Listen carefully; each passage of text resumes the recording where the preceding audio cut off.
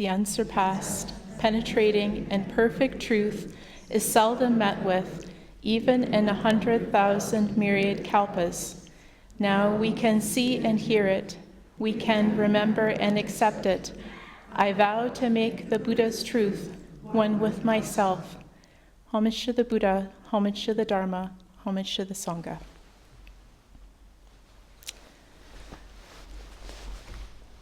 Lovely to see you all on this beautiful spring day.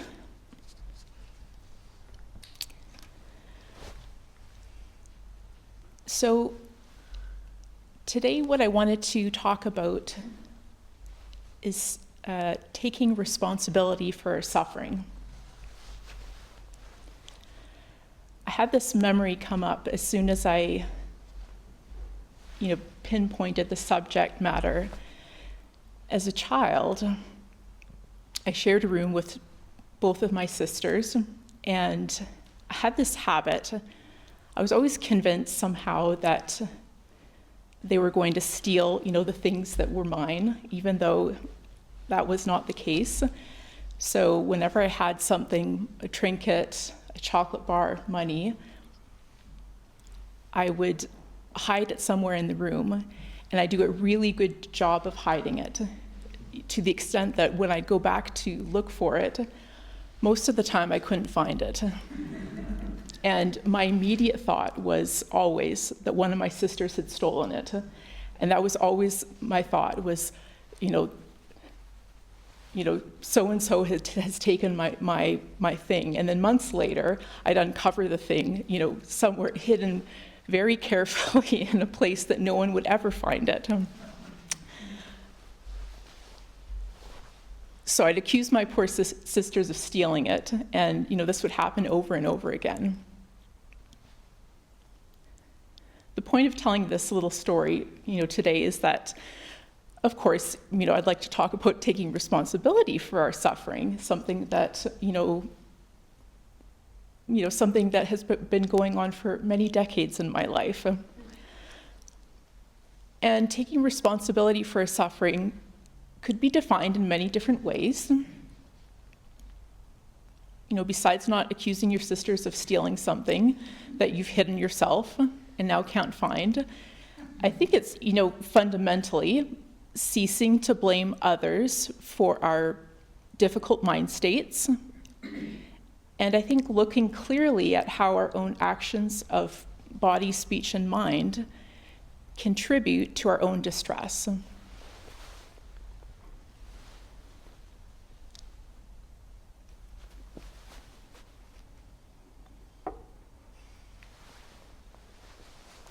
I think there's this idea that all Buddhists do is talk about suffering.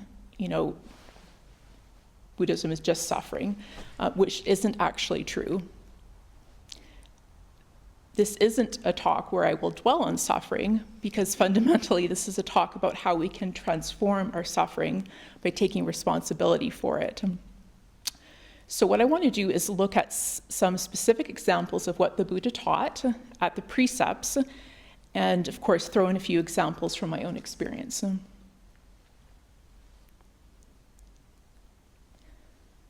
I think this is a talk that hits particularly close to home, because in essence I had to learn all these lessons for myself, and a lot of them were quite painful lessons.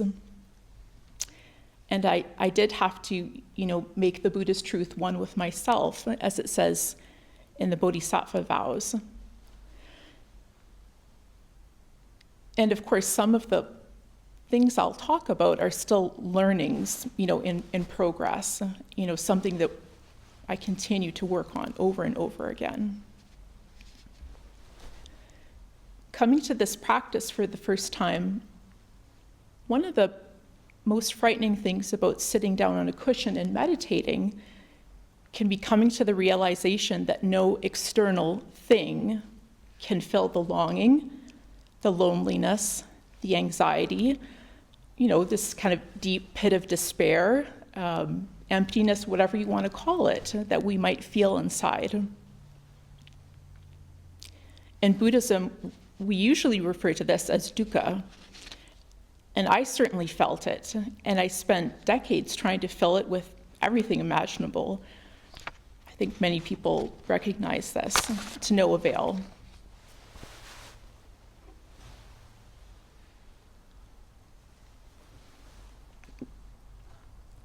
We all have our ways of filling that hole. So it could be things like entertainment, chocolate cake, that's a good one. It could be alcohol, praise, just whatever. And, these things could temporarily paper over that giant hole, but it wouldn't take me very long to fall right back into the pit of despair that was my life.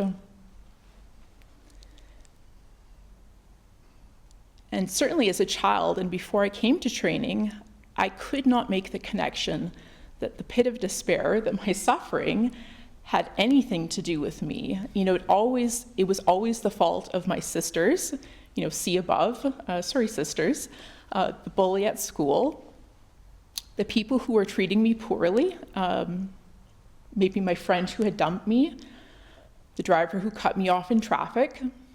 You get the point. The cause of my suffering was always other people.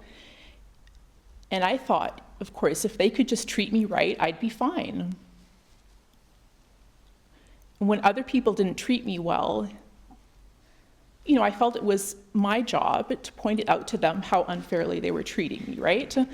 That would solve the problem. I was onto something, except it never seemed to work.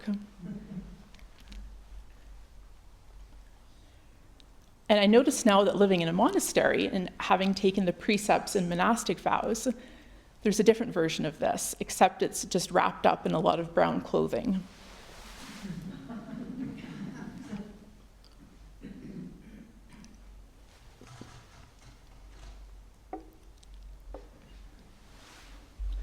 So I might think to myself, this is a straightforward issue. And if I point out to Reverend so-and-so, my view on the matter, then surely, they'll see it my way. But what if they don't see it my way, even if it's a reasonable view or idea? The problem isn't, that me and Reverend so-and-so have different views, or we aren't best of friends. The problem is when I put my peace of heart at the center of something so impermanent as, the views and opinions of others. We think somehow that, if we just set someone straight on an issue, or right or wrong by defending ourselves, or point out how their behavior is affecting us, that they'll change, and then we'll be happy, we'll be content. We can get on with the rest of our day, or our lives in peace, right? But of course it never works this way. Whether we live in a monastery or anywhere else. And I couldn't see my own hand in my suffering, until a few years ago. I had this really important insight, which really helped me turn my life around. So many of you will recognize this part of the story, but I think it's really important, to tell it for those who haven't heard it. So I was overseas. I was 24, 25. It was one of the lowest moments of my life. I'd been fighting, almost constantly with my best friend while we were traveling. And there I was, sitting alone in total despair. I was crying, and there was this epiphany. It just kind of came to me that there had to be more to life than just the suffering I was experiencing. And I knew right then that I had to do something about myself. I could not continue on with the way things were going, because it wasn't working. It was just this intense suffering, and I could not go on like that. So after that, that's when I came home and I decided I'd take the precepts. I took the precepts and formally took the precepts at the Priory in Vancouver. And that was the start, of my life taking a completely different path. And in taking the precepts, what I was saying to myself was that I was going to look at my own actions, examine my own behavior and thoughts, and work on those as best as I could. And more than anything else, that I had done or tried, taking the precepts along with a regular meditation practice, it began to transform my life. And for the first time in my life, I was really taking responsibility for my suffering and not just shunting it onto others, as had been my MO for my entire life.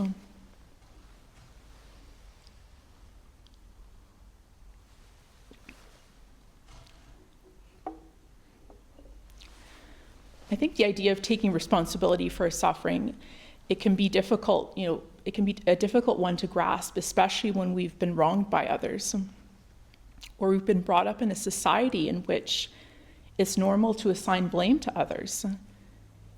If something goes poorly and we're wrongly blamed for the outcome, our instinct is probably to point the finger at the person who's really responsible. And of course, another person or another entity can very clearly be responsible for harming us. But it's up to us whether we suffer a teaching that can be, I'd say, a bitter pill to swallow. So in the Pali Canon, in the Salata Sutra, it's translated as the arrow.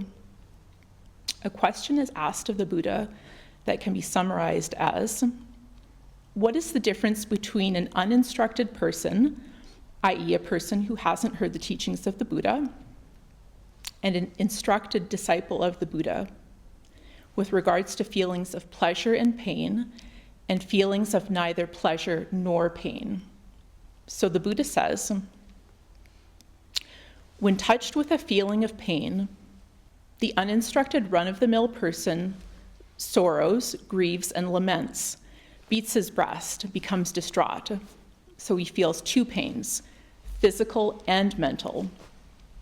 Just as if they were to shoot a man with an arrow, and right afterward were to shoot him with another one, so that he would feel the pains of two arrows.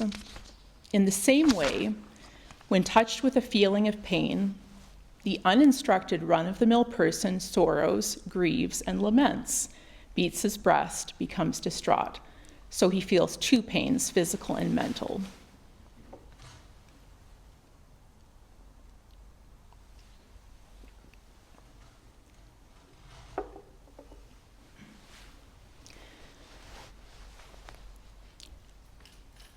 And the Buddha continues,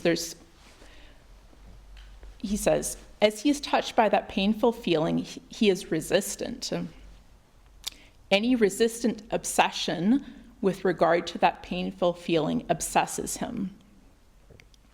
So he's resistant, he becomes obsessed by that resistance, and then touched by that painful feeling, he delights in sensual pleasure. Why is that? Because the uninstructed run-of-the-mill person does not discern any escape from painful feeling aside from sensual pleasure. So when we don't know anything else besides, the sense pleasures, that's all we look for as an escape from any of the pains that we, any of the pains that we have in our life. So the Buddha's making the point here that, of course, that when we don't know any differently, the uninstructed run-of-the-mill person, i.e. most people, when we feel pain, we will experience two types of pain, both physical and mental. So when we're, for example, stung by a wasp, there's physical pain, but there's also an immediate pushing away, in the mind. I don't want this. So we have the resistance to the physical pain, and then we might have that accompanied by waves of anxiety, tears, mental distress. So the mental component that the Buddha is talking about, that I would refer to as suffering. And the Buddha points out that for most people, we resist the pain and we look for a door out through sensual pleasure. And really, this isn't a judgment at all. This is simply, what we've come to rely on. This is what we know, when we're uninstructed, in our quest to distance ourselves from the mental suffering we experience. This is the second arrow. So here's the last part regarding the uninstructed person, and I find this particularly helpful. So the Buddha says, sensing a feeling of pleasure, he senses it as though joined with it. Sensing a feeling of pain, he senses it as though joined with it. Sensing a feeling of neither pleasure nor pain, he senses it as though joined with it. This is called an uninstructed run-of-the-mill person joined with birth, aging, and death, with sorrows, lamentations, pains, distresses, and despairs. He is joined, I tell you, with suffering and stress. So even though pleasure and pain, despair and distress are all fleeting and impermanent, when we don't know any differently, we think that they're the reality and we accept them as such. So unknowingly, the Buddha is saying, we join our lives to birth, aging, and death, and to suffering and stress. We experience as a result, not knowing any other way.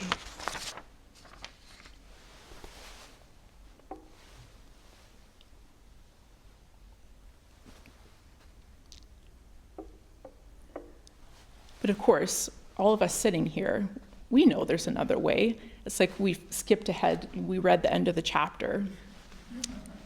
So we know that. So the Buddha continues in the sutra, the arrow.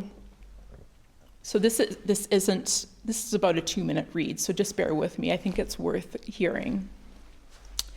So the Buddha says, now the well-instructed disciple of the noble ones, when touched with a feeling of pain, does not sorrow, grieve, or lament, does not beat his breast or become distraught.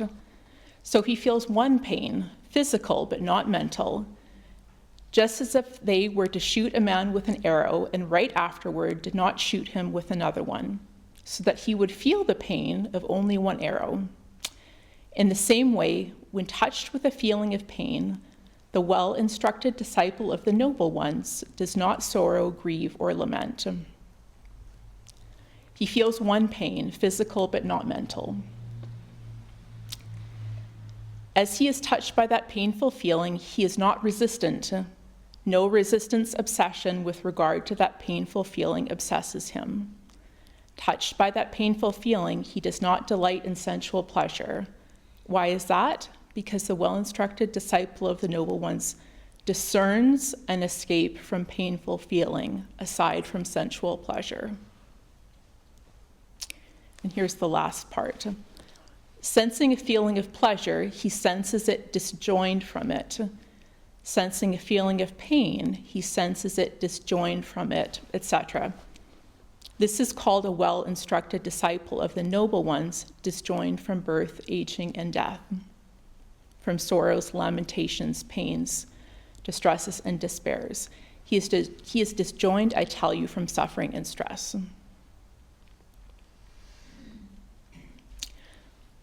So one of the things I love about the sutra in particular is that it gives us hope. The Buddha spells it out pretty plainly. There will always be these first arrows in life, whether these come through physical injury, old age, the loss of loved ones, etc. The second arrow, though, is optional. The suffering, in a sense, is optional. It doesn't mean, that we don't or we won't experience grief or sorrow or pain, but it's up to us how we travel through this world with the distress and despair, that we experience, and whether it becomes that second arrow, whether we continue to grind it over and over within ourselves. In the Arrow Sutra that the Buddha is pointing out, he's pointing to our inner refuge, a place of peace that we can all find for ourselves amidst pain, amidst the pleasurable and the neutral, in any mind state, really. Because we always have a choice. I can choose to apply my meditation and my training to any situation I find myself in. Even when I feel I'm being mistreated or I'm unwelcome, when I'm having a lot of physical pain, in any difficult situation, really.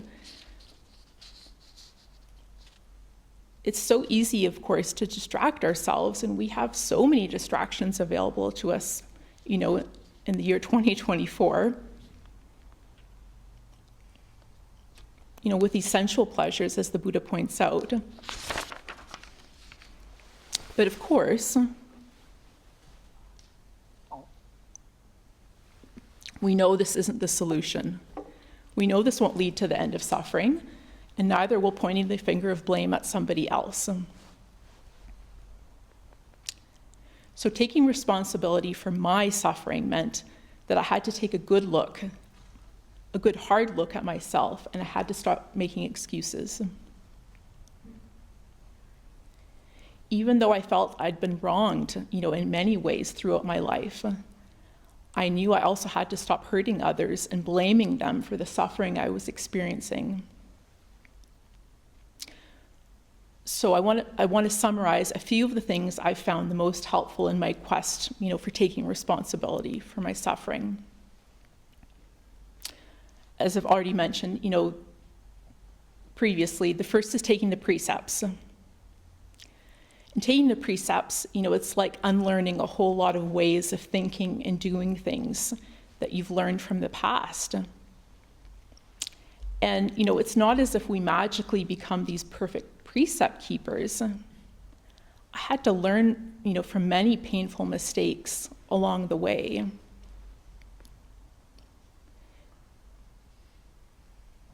I had the joy of being able to work in the kitchen, as the cook for 4.5 years. And that constant work with other people, over every day. I couldn't escape from anyone. It forced me to keep working at it. And that was one of the best things about that experience, was it just forced me every single day just to keep at it. Mistake after mistake after mistake.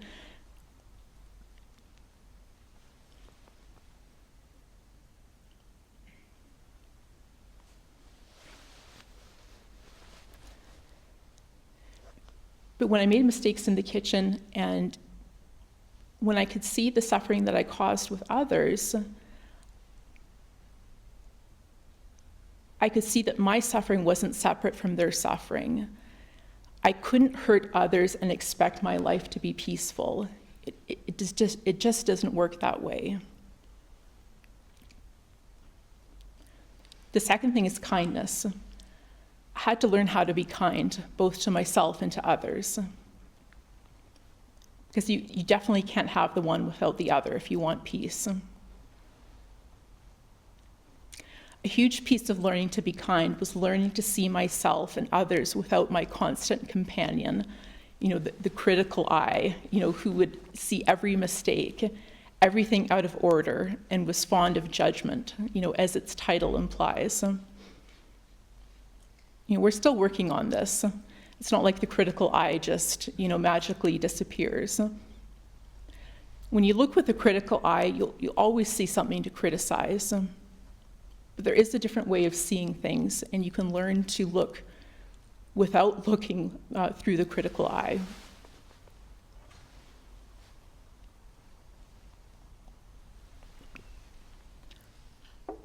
The third is forgiveness. There can be no peace when we look for peace outside of ourselves. We have to learn to forgive ourselves for what we've done and to forgive others as possible. I could not have found peace otherwise. Carrying around and feeding our hatred towards ourselves or others, it only fans those flames in our heart, of hatred, and does not bring peace. It doesn't mean that I cease to be responsible for what I've done in the past, or others somehow get a free pass. because we all face the karmic consequences for our own actions. But when we hold on to hatred or nurture it for those who've hurt us, it only serves to strengthen that poison in us as well. Forgiveness doesn't mean that I've forgotten, but the past no longer consumes me and consumes my life.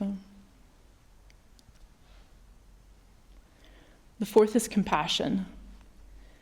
There's probably at least one person thinking, those Buddhists are always going on about kindness and compassion. But really, there can be no wisdom without compassion, so we might as well start now. And compassion literally means, to suffer or feel with. It definitely isn't some fuzzy feeling mixed with love, which I think people often mistake it for. It's about our willingness to be with our own pain as it arises, to not turn away from it, and eventually, as we can, to be with the pain and suffering of others too, but not to drown in it. Being with whatever arises allows us to feel with the sadness, the pain, the joy, any mind state that arises, so that that second arrow doesn't have a chance to hit its mark. We feel what needs to be felt, but we aren't consumed by it.